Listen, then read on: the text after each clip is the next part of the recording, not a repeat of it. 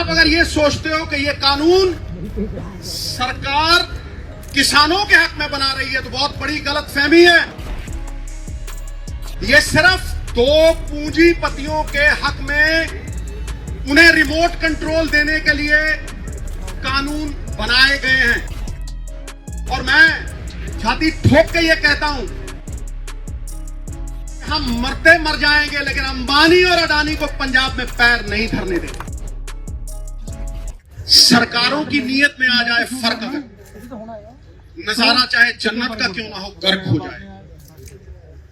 और आज मैं हिंदी में भी बात करूंगा क्योंकि मुझे पता है ये प्लेटफॉर्म क्या है। मैं जानता हूं कि गूंगी बहरी सरकार तक अगर आवाज पहुंचानी हो तो धमाका जरूरी है। ये धमाका ही है। ये मत समझिएगा कि ये 50 लोग बैठे हैं, एक एक आदमी के पीछे 2-2 लाख पंजाबी बोलता है इस मंच से, 2-2 लाख पंजाबी।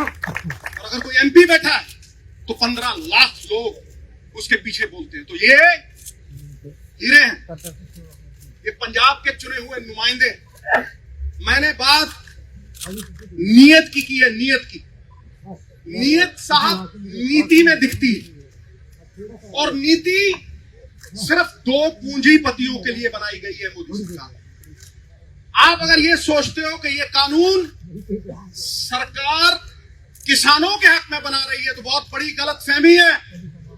ये सिर्फ दो पूंजीपतियों के हक में उन्हें रिमोट कंट्रोल देने के लिए कानून बनाए गए हैं।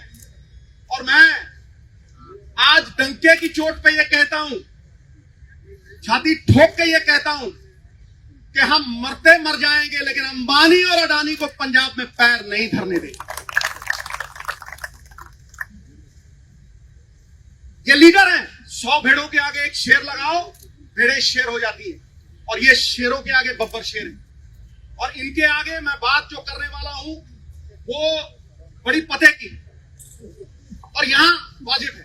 ई नैम तो पहले भी था साहब, पहले भी ऑनलाइन ट्रेडिंग होती थी। आप मंडियों की बात करते हो, आप ये बात करते हो कि फ्री मार्केट होनी चाहिए, तो फिर ये कानून बनाने की क्यों जरूरत है? बाहर से ई नैम होता था, ऑनलाइन ट्रेडिंग होती थी। ये कानून क्यों बनाए गए? ये कानून इसलिए बनाए गए कि पंजाब के किसान के कानूनी अख्तियार, कानूनी अधिकार पूरी तरह से छीन लिए जाएं। मैंने आज तक कोई ऐसा कानून नहीं देखा जो किसान को कोर्ट में जाने से रोकता है। ये वो कानून बनाया है मोदी साहब ने काला, जिससे किसान अगर उसका कोई डिस्प्यूट होता है तो वो कोर्ट में नहीं जा सकता, नंबर 1। नंबर 2, वो एसडीएम के पास जाएगा या वो डीसी के पास जाएगा, जिसका कंट्रोल सेंटर की सरकार के पास होगा। और ये चुने हुए नुमाइंदे, ये रेस जिताने वाले घोड़े गर्जनी घोड़े बना दिए जाएंगे। इन चुने हुए नुमाइंदों को नकारा कर दिया जाएगा। ये मैंने देशों में सुना था कि 1-2 कंपनियां मोनोपोली बनाती हैं और वो मोनोपोली बना के, जैसे ईस्ट इंडिया कंपनी राज किया करती थी, वो मोनोपोली बना के राज करती है। ये वही हो रहा है। ये रिमोट कंट्रोल ये गोरे अंग्रेजों के हाथ में नहीं, ये काले अंग्रेजों के हाथ में दिया जा रहा है। और ईस्ट इंडिया कंपनी की तरह ये पूरे का पूरा कंट्रोल हमें कठपुतलियां बनाने के लिए अंबानी और अडानी के हाथ में देने की ये साजिश है। उसका प्रमाण है 17 लाख करोड़ रुपए के एनपीए हैं, बैंकों को लुटा दिया। 17 लाख करोड़ रुपए के एनपीए आपने सारे बैंक लुटा दिए, किसी एक पे कार्रवाई हुई? पिछले से पिछले साल 5 लाख करोड़ रुपया आपने टैक्सों का छोड़ा। इन बड़े बड़े कॉर्पोरेट्स को वो जब पैसे छोड़ते हो टैक्सों के 5-5 लाख करोड़ रुपए, तो आप कहते हो इंसेंटिव, और गरीब किसान को अगर 4 पैसे देते हो तो उसको कहते हो सब्सिडी। वाह वाह, 17 लाख करोड़ के एनपीए। पूछिए मोदी सरकार से क्या जवाब नहीं बनाया है किसी को। 5 लाख करोड़ रुपए के रेवेन्यूज फोरगॉन बजट में आते हैं। ये तिवारी साहब बैठे हैं, एमपी साहबान बैठे हैं, रेवेन्यूज फॉरगॉन। वो रेवेन्यूज फॉरगॉन आप छोड़ते हो, वो इंसेंटिव और किसान की जो बनी बनाई इनकम थी। किसान क्यों डरा हुआ है? किसान इसलिए डरा हुआ है कि उसकी लागत बढ़ रही है, उसके खर्चे बढ़ रहे हैं, पेस्टिसाइड के ऊपर खर्चे बढ़ रहे हैं, पेट्रोल की कीमत बढ़ रही है। लेकिन जो उसकी अशोर्ड इनकम थी, आज मोदी सरकार वो अशोर्ड इनकम को छीन रही है। पॉइंट नंबर 2, ये पहला था। Point number 2, this is an attack on the federal structure of India. ये हमारे संघीय ढांचे के ऊपर एक अटैक है। It impinges and impedes on the spirit of the constitution. ये कॉन्स्टिट्यूशन की स्पिरिट पे, हमारी आत्मा पे ये आघात है। हर स्टेट के अलग अलग मसले हैं, हर एक स्टेट के अलग अलग मसले हैं साहब। इसीलिए उन अलग अलग मसलों को सुलझाने के लिए वहां की सरकारों का चयन होता है।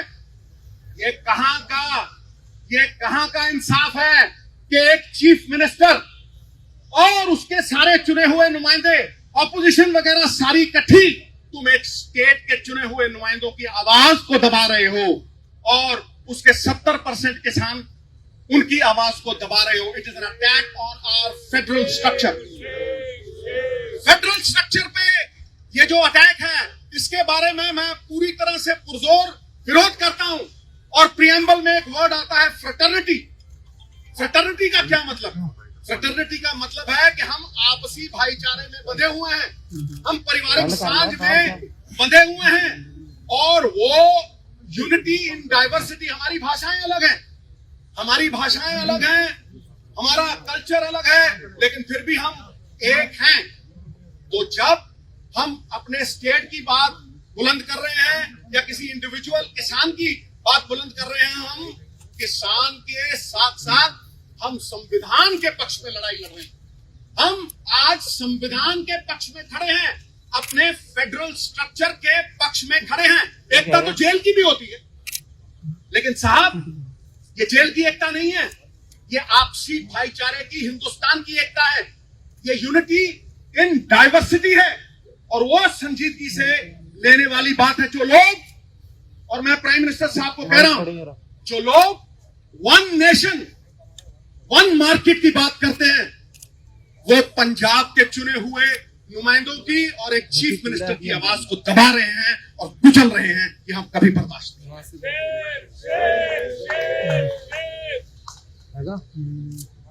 जीएसटी की तरह ये पंजाब की इनकम पे वार। तुम हमारे ही पैसे लेते हो। जीएसटी में तुमने फाइनेंशियल कंट्रोल ले लिया और सारे पैसे स्टेट के बिहाफ पे तुमने वो इकट्ठे किए और तुम हमें ही वो पैसे देने लगे।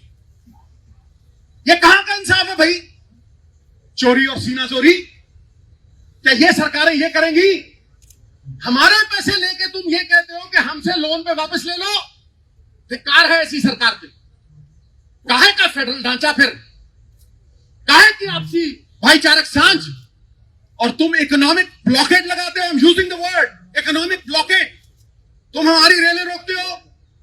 हाँ, तुम सामान नहीं पहुंचने दोगे, तुम थ्रेटन करते हो हमें। एक तो तुम हमारे किसान की, और ये किसानी is a way of life in Punjab. ये जीवन जीने का एक तरीका है। ये हमारी पगड़ी है। तुम हमारी पगड़ी को हाथ डालो तो वो हाथ तोड़ के डालो। हमारी पगड़ी को हाथ डालोगे वो हमें मंजूर नहीं है।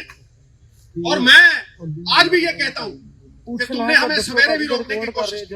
किसानी का संघर्ष जो है वो पवित्र संघर्ष है, झंडे में डंडे वाला संघर्ष है, नॉन वायलेंट संघर्ष है। तुम उस संघर्ष को बाहरी ताकतों के साथ जोड़ोगे तो तुम किसान का निरादर कर रहोगे, उसका अपमान करोगे, वो हम सहन नहीं करेंगे। अगली बात मैं कर रहा हूं, पहले आपने जीएसटी छीन लिया हमारी मंडियों से। 5,000 करोड़ रुपया, सीएम साहब बैठे हैं, बाकी लोग बैठे हैं, 5,000 करोड़, पिछले साल 4,000 करोड़, इस साल 5,000 करोड़ बाप दादाओं ने, हमारी पुश्तों ने, 4 पीढ़ियों ने मिलके वो इंफ्रास्ट्रक्चर खड़ा किया है। मैं पूछता हूं नरेंद्र मोदी जी से कि मोदी साहब, जहां आपने ये मंडियां नहीं है, जहां आपने ये पहले लागू किया, मुझे ये बताएं कि वहां का किसान, उसकी क्या हालत है। वो लेबर कर रहा है, लेबर कर रहा है। देखिए आप, मैं स्टेटों का नाम नहीं लेना चाहता क्योंकि वो भी सब में हमारी पकड़ी है, हम जानते हैं। लेकिन तुम हमारे किसानों को लेबर करवाओगे, इस पगड़ी को हम पैरों में नहीं लेने देंगे। और ये संघर्ष हमारा कहना बनेगा, मन्नू साडी दातरी असी मन्नू दे सोए, जो जो मन्नू वडदा असी धूल संवले होए, असी धूल संवले। चूने की छत के ऊपर जितने थप्पड़ मारोगे वो उतनी ही सख्त, उतनी ही तगड़ी होती जाएगी। ईंट को आग में डालोगे, सोने को आग में डालोगे, वो पक जाएगा और भी चमकेगा। मैं अगला पॉइंट जो है वो ये कह रहा हूं कि पहले आपने जीएसटी छीना, फिर आप हमारी मंडियों पे आ गए। 28,000 आरती रजिस्टर्ड, 5 लाख मजदूर जो मंडियों में काम करता है, हमारे बाप दादाओं का बना हुआ इंफ्रास्ट्रक्चर, तुम उसे बर्बाद करने के ऊपर तुले हो। और जहां तुमने ये फ्री मार्केट लगाई है वहां किसान लेबर कर रहा है। उसके बाद मैं अगली बात करता हूं, क्या यह अकेले पंजाब की बात है? क्या ये अकेले सिर्फ चीफ मिनिस्टर की बात है या इन एमएलए की बात है? नहीं, ये हर हिंदुस्तानी की बात है, क्योंकि फूड इन्फ्लेशन आएगी, भुखमरी आएगी। मैं कह रहा हूं आज, कैसे कह रहा हूं? क्योंकि आपने इस कानून में अंबानी और अडानी साहब जैसे लोगों को होर्डिंग को लेजिटिमाइज कर दिया। आपने उसमें लिख के दिया कि आप ये अनाज अपने गोदामों में रखिए, 50 गुना और 100 गुना बेचिए, 50 गुना और 100 गुना बेचिए। भुखमरी का कारण क्या है? मैं डंके की चोट पे कहता हूं, कोई डिबेट कर ले मेरे साथ, कोई।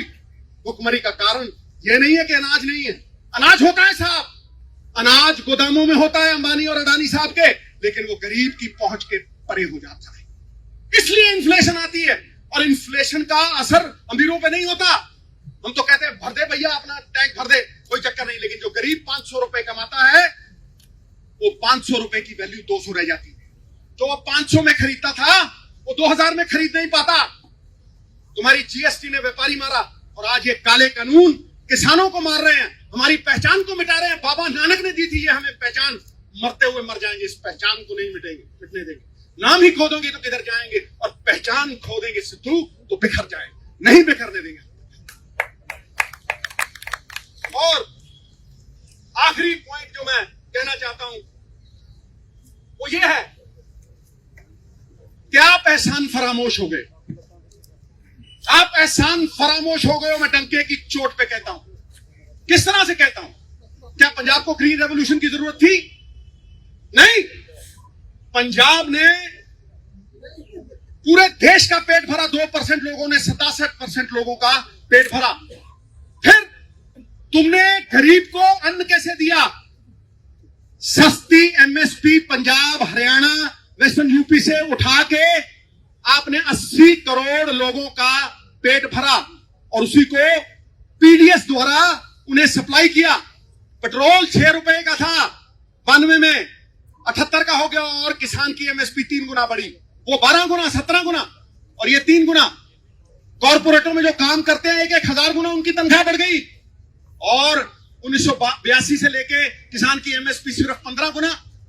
ये कहां का इंसाफ है? ये किस तरह हम बयां करें? चाहे मंडी एमएसपी मॉडल हो या दूसरा, पहले केंद्र ने हमें इस्तेमाल किया और फिर यूज एंड थ्रो वाली पॉलिसी करके इन्होंने हमें फेंक दिया। ये 3 पॉइंट मेरे इस केंद्र की सरकार को कहीं भी किसी को भी भेज दे और बहस कर ले, खुलेआम जहां बुलाएंगे मैं आऊंगा। यदि हार गया, राजनीति सदा के लिए छोड़ दूंगा, सदा के लिए। मैं डंके की चोट पे कहता हूं। उन्हें यह फिक्र है, आखिर में ये मैं शेयर करके फिर सीएम साहब के हवाले स्टेज करता हूं। उन्हें यह फिक्र है हरदम, नई तर्जे जफा क्या है? तर्जे जफा होती है जुल्म। उन्हें यह फिक्र है हरदम, नई तर्जे जफा क्या है? हमें भी शौक है देखें सितम की इंतहा क्या है, हमें भी शौक है देखें सितम की इंतहा क्या है। गुनाहगारों में शामिल हैं वो लोग जिन्होंने ग्रीन रेवोल्यूशन, व्हाइट रेवोल्यूशन अशरन की। गुनाहगारों में शामिल हैं, गुनाहों से नहीं वाकिफ। अरे सितम करते हैं वो, खुदा जाने खता क्या है। बात खत्म।